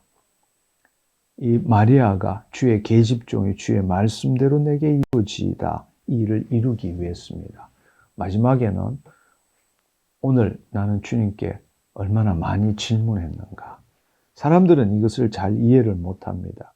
그러나 여러분이 알아야 될 사실은 하나님은 대화하기를 원하십니다. 그래서 저는 책을 읽을 때나 또 성경을 읽을 때도 제 지혜로서 알 수 없는 것이 너무 많습니다. 그래서 모르는 것들은 늘 기록하고 제 심중에 심어 놓습니다. 주님, 이 부분에 대해서 도무지 이해가 안 됩니다. 이해할 수가 없습니다. 구약의 이 말씀과 신약의 이 말씀은 도무지 연결이 되지 않습니다. 어떻게 해야 합니까? 질문을 써놓습니다. 쓴다라는 것은 제 심중에 심는다는 것이죠. 그럴 때 성령님이 바로 그것을 조명하시고 저에게 새로운 지혜와 또 하나님의 때에 놀랍게도 그 질문에 대한 답을 하십니다. 이때가 저는 제일 행복하고 즐거울 때입니다. 재미있지 않습니까? 기록을 생생하게 만드는 비결이 있습니다. 앞서도 잠깐 말씀을 드렸지만 기록할 때는 단지 그냥 뭐 했다가 아니라 반드시 시간과 장소 또는 경우에 따라서는 그때의 감정도 같이 기록해 놓으면 좋습니다. 왜냐하면 오늘 보고 끝나는 것이 아니라 10년 뒤에도 이 노트를 볼 수 있고 20년 뒤에도 이 노트를 볼 수 있고 그럴 때에 이것이 정보가 아니라 삶이 되어야 합니다. 이것을 이 노트를 펴는 순간에 그때 그 감정, 그 장소, 그 시간이 나에게 그냥 들어와야 된다는 것입니다. 가능하시면 어떤 일을 적을 때는 구체적으로 적는 것이 좋습니다. 그리고 또 한 가지 이 기록하는 삶에 대한 팁, 제가 쓰는 팁을 몇 가지 알려드리기를 원합니다. 여러분이 하나하루를 구입하시면 그 안에 들어가 있는 것이 바로 이 자입니다. 저는 이 자를 가끔씩 활용합니다. 여기 보면 다양한 모양도 있고 필요에 따라서는 필요한 로고도 들어 있습니다. 그래서 줄을 치거나 또 중요한 것들을 표시할 때는 이 자를 사용해서 많이 사용하게 됩니다. 또 이미 여러분들도 제 노트를 보시면 알겠지만 여기에 표시가 되어 있는 게 있죠. 표시가 되어 있습니다. 이것은 중요한 부분이기 때문에 반드시 이 부분은 PC나 다른 곳에 옮겨야 된다. 저에게는 그런 뜻으로 사용합니다. 그래서 이런 스티커도 많이 사용하게 되죠. 이렇게 하거나 혹은 또 이렇게 꽂아 두거나 경우에 따라서 저는 아예 노트에다가 옆에다 붙여놓고 필요할 때마다 떼서 쓰기도 합니다. 이렇게 떼서 쓰기도 하고요. 또 이 내용 중에 빨리빨리 표하기 위해서는 색연필이죠. 여기에 다양한 색연필이 있습니다. 그래서 이 색연필을 가지고 필요에 따라서 표시를 해가지고 이건 뭐에 대한 것이다. 이렇게 표해 놓으면 노트를 넘기면서도 금방 이 부분이 뭐에 대한 것인가를 알 수 있습니다. 그리고 중요한 것은 형광펜을 쓰게 되고요. 또 제가 재미있는 것은 이 어느 전시회에서 구입한 건데 이런 스탬프입니다. 스탬프를 사용해서 중요한 내용 같은 데는 이렇게 스탬프를 찍어 가지고 스포트라이트를 해서 금방 알아볼 수 있도록 이렇게 조그만 스탬프도 경우에 따라서는 쓰기도 합니다. 그래서 노트를 쓰는 것은 저는 닥구는 아닙니다. 그렇지만 좀 더 노트를 잘 볼 수 있도록 하기 위해서 나름대로 이런 방법들을 쓰고 있습니다. 결국 이렇게 다양한 것을 쓰는 것은 일종의 내 자신만의 70억 인구 중에 하나밖에 없는 작품을 만들어가는 것이죠. 검색할 때 굉장히 좋습니다. 빨간색을 친 것을 보면 이것은 새로운 아이디어구나. 노란색은 기도문이구나. 주황색은 하나님과의 대화구나. 초록색은 감사와 은혜구나. 뭐 이런 식으로 나름대로 자신에게 만들어 놓으면 그거에 따라 표시하면 검색하는 데도 굉장히 편해질 수 있다는 것입니다. 또 많은 사람들이 이렇게 질문합니다. 스마트폰에 써도 되지 않습니까? 예, 맞습니다. 좋은 질문입니다. 디지털과 아날로그 각각의 장단점이 있겠죠. 디지털의 장점은 언제 어디서나 기록이 가능하다는 것입니다. 핸드폰을 가지고 쓰니까요. 또 필요에 따라 검색도 가능하고 사진도 첨부할 수 있고 알람 기능으로 계속적으로 습관화시킬 수도 있습니다. 디지털도 장점이 많죠. 그렇지만 아날로그의 장점을 여러분 한번 생각해 보십시오. 손과 뇌가 일치될 때 eye-hand coordination, 손을 쓸 때 뇌가 활성화된다는 사실, 몰입도가 높아지고 또한 기억력도 높아지는 것, 쓰는 자체, 그 자체가 치유고 기도라는 사실, 또 디지털에서 벗어나는 시간, 그것은 그야말로 내 마음이 어느 곳에 집착되어 있는 것이 아니라 내 마음 자체를 나타내는 시간이 바로 아날로그 시간이라는 것입니다. 그래서 저는 이 하나하루 노트를 저는 아날로그지만 가장 중요하게 생각합니다. 디지털은 지식과 정보를 기록하는 데는 탁월합니다. 그렇지만 아날로그는 삶을 기록하는 것입니다. 다른 말로 디지털은 자신의 삶에 대한 정보일 뿐입니다. 그러나 아날로그는 자신의 존재를 삶으로 나타내는 수단인 것입니다. 특별히 저는 만년필을 통해서 이 노트를 쓰게 됩니다. 만년필이 종이에 닿는 순간부터 내 손과 눈은 협업을 시작하고 뇌는 깨어나고 심중은 하나님께 집중되고 내 마음을 주님께 드리고 내가 그것을 볼 수 있게 되는, 이것은 정말로 아름답고 신비로운 시간입니다. 물론 외출할 때 간단한 메모는 스마트폰에 해도 되죠. 그러나 우리가 내 삶을 나타낼 때는 반드시 이 하루를 하나의 노트에 나타내는 이 기록하는 삶이 정말로 중요하다고 생각합니다. 이것은 단순히 습관이 아니라 하나님 앞에 나를 나타내고 하나님께 내 자신을 드리는 거룩한 시간이라고 생각합니다. 많은 분들이 이렇게 질문합니다. 왜 당신은 2권의 노트를 사용합니까? 2권의 노트를 사용합니까? 여기에 보시는 것처럼 한쪽이 플래너고 또 다른 한쪽이 로그북입니다. 플래너는 계획하는 것이고 로그북은 하루의 삶을 기록하는 것이죠. 그래서 플래너는 계획하는 것입니다. 여기에는 연간에 대한 거, 월간에 대한 거, 주간에 대한 것, 일간에 대한 것을 계획하는 것이죠. 결정되지 않는 일이라도 얼마든지 계획할 수 있습니다. 계획할 수 있습니다. 반면에 로그북은 이 자유의 책이기도 합니다. 날짜에 구애받지도 않고 지면에 구애받지도 않고 자기가 원하는 대로 원하는 방식으로 그림도 그리고 글도 쓰고 붙이기도 하고 마음대로 할 수 있습니다. 저는 어떤 날은 1페이지 쓰지만 어떤 날은 30페이지 쓰기도 합니다. 왜냐하면 하나님 주신 것들, 또 책을 읽고 내가 느낀 것들, 중요한 것들 얼마든지 쓸 수 있기 때문입니다. 이 2가지가 한꺼번에 작동할 때에 PDER이 완성되어집니다. 그래서 플래너는 계획하는 책, 그 다음에 로그북은 실행하는 것. 이 2가지를 통해서 plan, do, evaluate, reconstruct를 할 수 있고 그로써 매일매일 치유가 일어나고 성숙이 일어나고 생산성이 높아지는 그 일들이 이루어진다는 것입니다.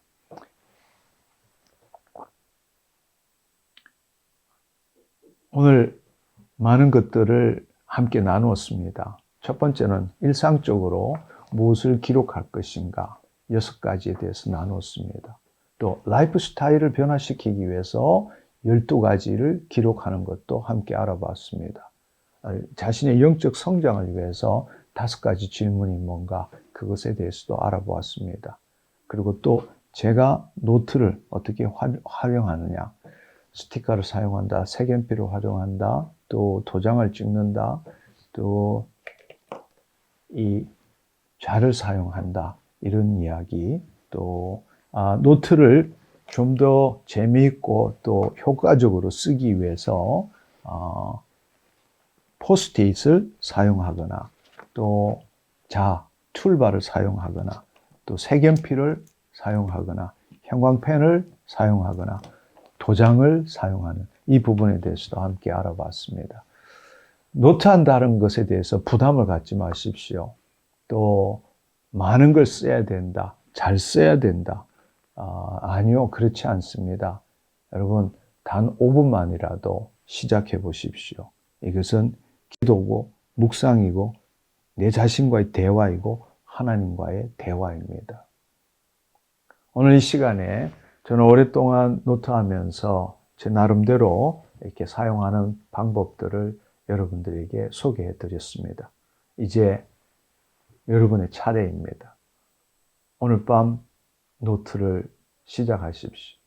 그리고 만년필 비싼 것이 아닙니다. 1,000원짜리도 있고 2,000원짜리도 있습니다. 잘 나옵니다. 여러분, 만년필을 가지고 우선은 멈추고 생각하고 자신을 기록하는 것입니다. PCD 하는 삶이죠. 하나님 감사합니다. 이 문장으로 시작해 보십시오. 놀라운 삶이 펼쳐지게 될 것입니다. 2026년 당신의 하루가 하나님의 은혜와 감사로 가득 채워지기를 축복합니다. 샬롬. 할렐루야, 반갑습니다. 송기철 장로입니다. 오늘은 제가 직접 만든 하나하루 노트 혹은 하나하루 오거나이저 이렇게 부릅니다. 이것에 대해서 함께 알아보기를 원합니다. 사실 여러분이 시중에 나가면 유명한 다이어리들 많이 볼 수 있죠. 몰스킨부터 시작해서 다양한 또 멋지게 만든 그런 다이어리들이 굉장히 많습니다. 모두 훌륭한 제품입니다. 근데 왜 저는 이 하나하루 오거나이즈라는 이 다이어리를 만들었을까요? 저는 오랫동안 이 기록하는 삶을 살아왔고 또 킹덤 빌더로서 어떻게 기록하는 것이 가장 좋은가를 나름대로 연구하고 어떻게 하면 좋은 노트를 만들 수 있을까 이런 생각들을 오랫동안 해왔습니다. 그래서 하나님 주신 지혜를 가지고 바로 하나하루 오거나이즈를 만들게 된 것입니다. 저는 노트를 쓰면서 가장 힘들었던 것이 뭔가 하면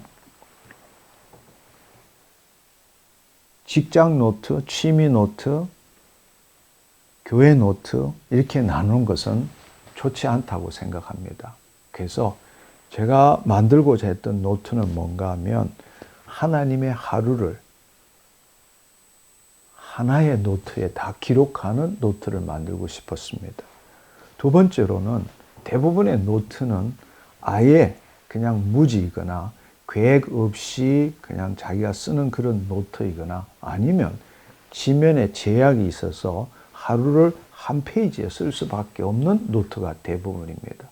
그래서 제가 원하는 것은 노트의 지면에 제약 없이도 내가 원하는 대로 마음껏 쓸 수 있는 노트를 만드는 것입니다. 세 번째로는 내 삶을 한눈에 볼 수 있는 노트를 만들고 싶었습니다. 그것은 뭔가 하면 연간, 월간, 주간, 일간, 그리고 오늘 내 삶, 이것을 한꺼번에 볼 수 있는, 그래야만이 계획할 수 있고 또 전체를 봄으로써 하루를 통해서 1년을 살아가는 것이 아니라 하루하루가 모여서 한 주가 되고 주가 모여서 달이 되고 달이 모여서 년이 되는 것이 아니라 그 한 해 안에서 월, 주, 하루를 보면서 살 수 있는 그런 다이어리를 만들고 싶었습니다. 사실 이 다이어리를 만드는 것은 쉬운 일이 아니었습니다. 수많은 시행착오를 겪었죠. 오늘 여러분에게 이렇게 보이는 이 두 권으로 된 하나하루 이 다이어리는 그냥 한순간에 나온 것이 아닙니다. 제가 오랜 경험을 통해서 또 수많은 노트들과 비교하면서 가장 효율적으로 제가 목적하는 바를 이룰 수 있는 노트를 어떻게 만들 것인가에 대한 결과물입니다. 제가 2018년도에 처음 구상한 하나하루 노트가 바로 이것입니다. 여기 보면 그냥 나름대로 페이지를 이렇게 매겨가면서 쓴 이 노트입니다. 그리고 연이 있고 달의 경우에 있어서는 붙여서 달을 만들도록 이렇게 하나씩 붙여서 달을 만들어서 달과 주와 일을 한꺼번에 볼 수 있도록 만든 것입니다. 그 다음에 또 재미있었던 것은 여러분들이 잘 보이실지 모르겠지만 노트가 지금 나눠져 있습니다. 노트가 나눠져 있어서 여기에 달이 있고 그게 따라서 주가 있는 겁니다. 이게 플래너였습니다. 그래서 한 달을 보면서 한 주 한 주를 볼 수 있게 되는 거죠. 한 주 한 주를 이렇게 볼 수 있는 이런 방식으로 플래너를 만들어 보기도 했습니다. 또 한편으로는 주와 달을 한꺼번에 보기 위해서 이렇게 아코디언처럼 펼쳐서 이렇게 붙여나가면서 펼쳐서 이렇게 주와 이렇게 보면 주와 달을 한꺼번에 볼 수 있게 되는 거죠. 이런 노트도 만들어 봤습니다. 이런 방식으로도 노트를 만들어 봤습니다. 이것도 나름대로 이것은 쉽게 말하자면 자신이 주관을 만들어서 쓰는 노트였습니다. 아마 이것은 2019년도에 만든 노트인 것 같습니다. 결국 수많은 시행착오를 통하고 가장 효율적인 노트로 만들어진 것이 오늘 보는 이 노트입니다. 두 권입니다. 이 노트는 한 판에 이렇게 주간과 월간, 그 다음에 하루의 삶을 한꺼번에 기록할 수 있게 되는 거죠. 그래서 이 노트를 한 권으로 만들어 가지고 이렇게 들고 다니면서 필요에 따라서는 계획하는 걸로 사용하고, 또 필요에 따라서는 하루하루 일상의 삶을 쓰는 것으로 이렇게 하기도 합니다. 또 경우에 따라서는 저는 다양하게 좀 더 쓰기 위해서 아예 두 권을 나누어 가지고 이렇게 쓰기도 합니다. 이 노트를 여러분이 한번 써보시면 지금까지 써왔던 노트와는 완전히 다른 노트라는 것을 여러분들이 알게 될 것입니다. 오늘은 특별히 하나하루 노트의 독특성과 구체적인 사용법에 대해서 함께 알아보면 좋겠습니다. 아마 이 영상이 끝나면 여러분도 이 하나하루를 완벽하게 저처럼 사용할 수 있을 것입니다. 먼저 근본적인 질문을 하겠습니다. 노트와 메모는 무슨 차이가 날까요? 메모는 잊어버리지 않기 위해서 적어 놓는 것이죠. 일시적입니다. 용도가 끝나면 버리는 거죠. 오늘 우유 사기, 내일 오후 3시 회의, 뭐 이런 메모죠. 일이 끝나면 의미가 없는 것입니다. 그렇지만 기록은 다릅니다. 기록은 내 삶을 저장하는 것이죠. 영구적입니다. 시간이 지날수록 가치가 커지기도 합니다. 하나하루는 메모장이 아닙니다. 우리의 인생의 항해 일지이고, 또 절대로 거짓말하지 않는 비서와 같은 것입니다. 이 하나하루 노트는 10년 뒤, 20년 뒤 언제라도 우리가 이것을 살펴볼 때에, 제 뒤에 있는 2018년부터 25년까지의 노트입니다. 이 노트를 펼칠 때마다, 저는 그것을 펼칠 때마다 제 필체만 봐도 그때 기분이 어땠었구나, 내가 이런 기도를 드렸구나, 하나님께서는 내 생각과 내 뜻과 다르게, 내가 원하는 시간과 다르게 이렇게 응답하셨구나, 이런 것을 발견할 수 있게 됩니다. 핸드폰으로 쓰면 안 되나요? 많이 받는 질문입니다.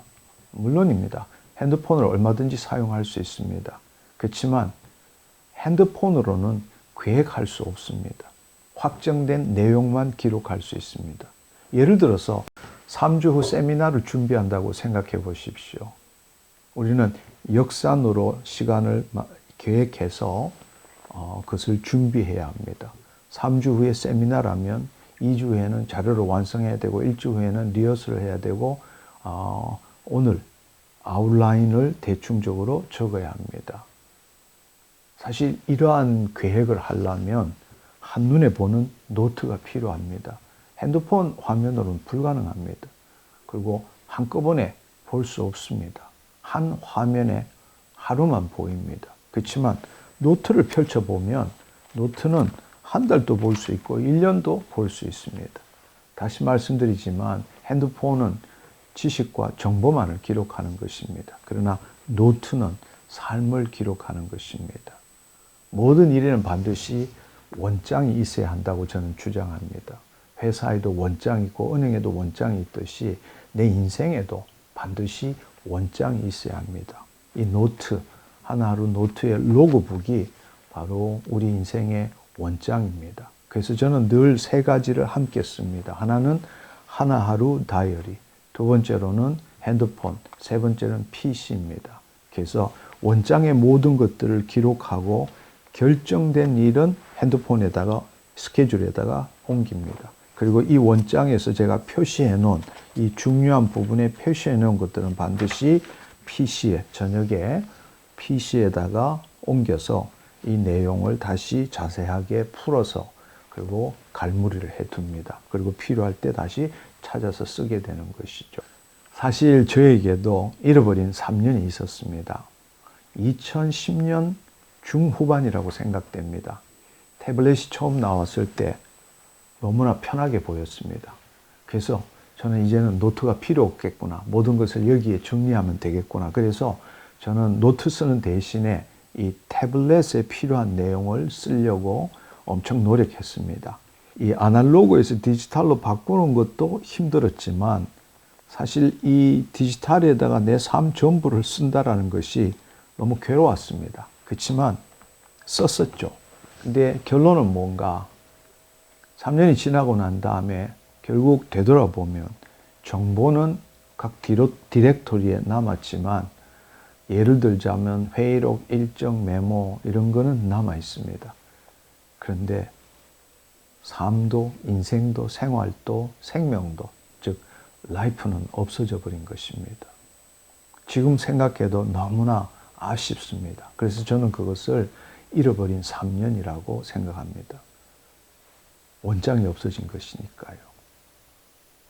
정보는 남았지만 제가 살았던 흔적은 사라져 버렸습니다. 하나님께서 제게 주신 은혜, 제가 경험한 감동, 제가 만난 사람들과의 그 교감, 내 안에 내면에 있는 모든 생각과 감정 모두 사라져 버렸습니다. 그래서 저는 그 잃어버린 3년 뒤에 다시금 노트로 돌아왔고 다시는 내가 디지털로서 내 삶을 적지 않고 있습니다. 다시 말씀드리지만 디지털은 정보를 저장합니다. 하지만 아날로그는 삶을 기록하는 것입니다. 이것이 제가 오랫동안 기록하면서 뼈저리게 깨달은 진실입니다. 여러분, 정보가 아닌 삶을 기록하십시오. 한번 생각해 보십시오. 트랙터가 나왔는데 호미가 필요할까요? 여전히 호미가 잘 팔립니다. 자동차가 있는데 자전거가 필요할까요? 자전거 사라지지 않습니다. 여전히 수많은 사람들이 자전거를 탑니다. 삶에는 균형이 있어야 합니다. 우리는 하이 테크놀로지, 리모트 컨트롤 같은 것 얼마나 좋아합니까? 그렇지만 그걸로는 살 수 없습니다. 여러분, 자동으로 필기해 줄 수도 있지만 내 손으로 직접 쓰는 매뉴얼, 이것이 있어야 합니다. 삶에는 하이 테크놀로지가 있다면 동시에 매뉴얼이 있어야만이 우리가 온전한 삶을 살 수 있습니다.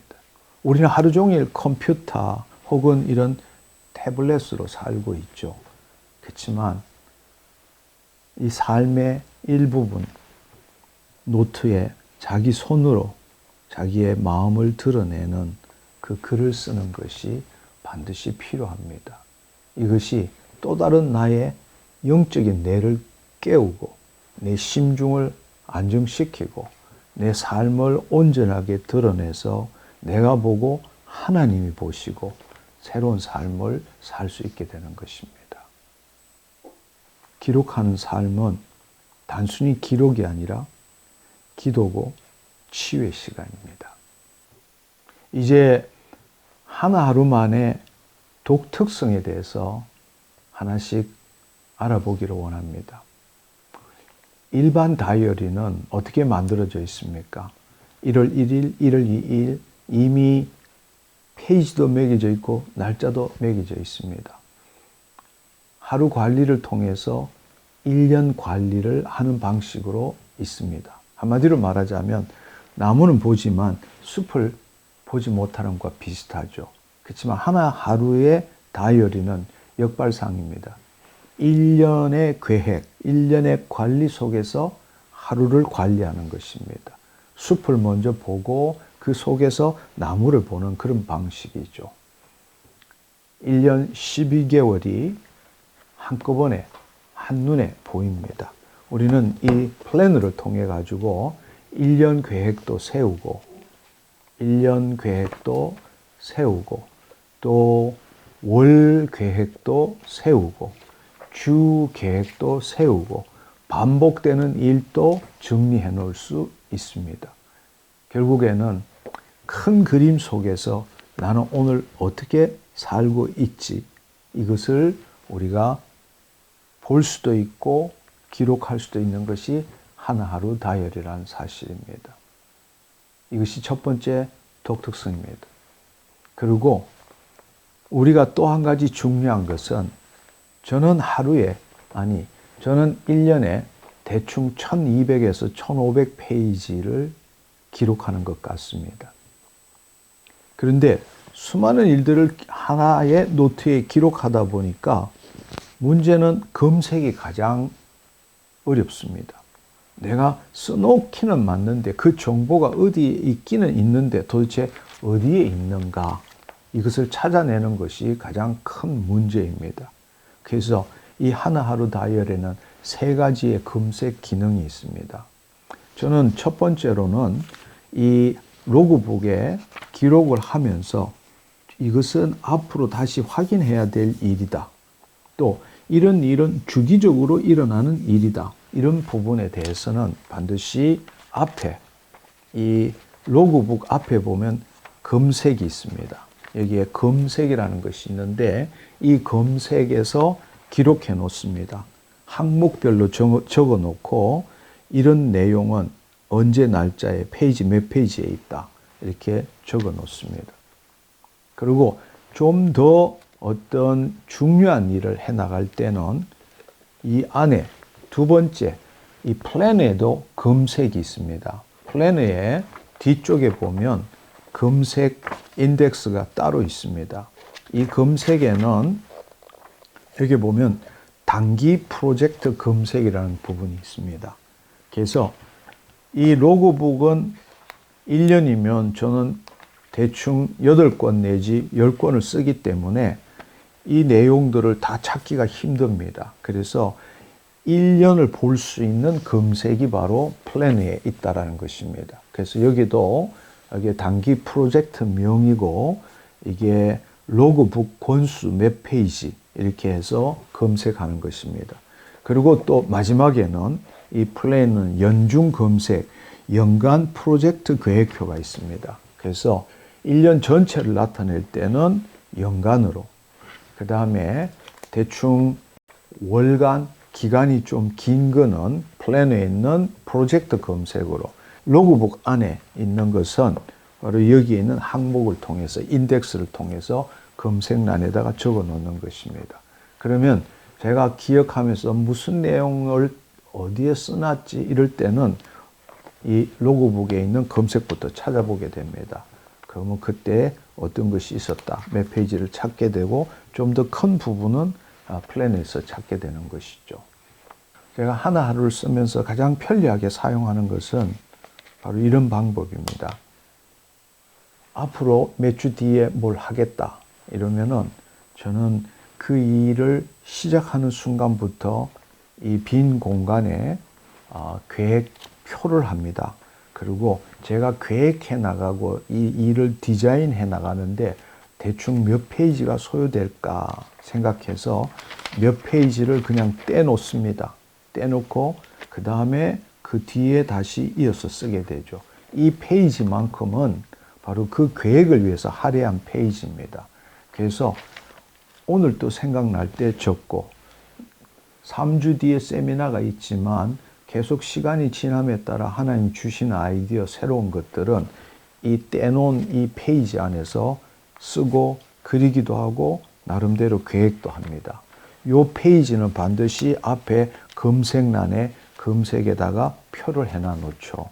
그러면 내가 하루하루 지나면서 매 페이지마다 조금씩 생각나는 것들을 적어 놓는다면 이것을 다 찾아내서 하나로 만들기는 너무 힘듭니다. 그러나 내가 떼놓은 곳이 있다면 여기에 생각날 때마다 적어놔서 이걸 오가나이즈를 계속 해 나가면 마지막 때는 전부가 새로운 하나의 전체적인 덩어리로 모든 것이 다 결정되어지는 것을 볼 수 있게 됩니다. 오늘은 하나하루를 어떻게 사용할 것인가 구체적인 팁에 대해서 함께 나눴습니다.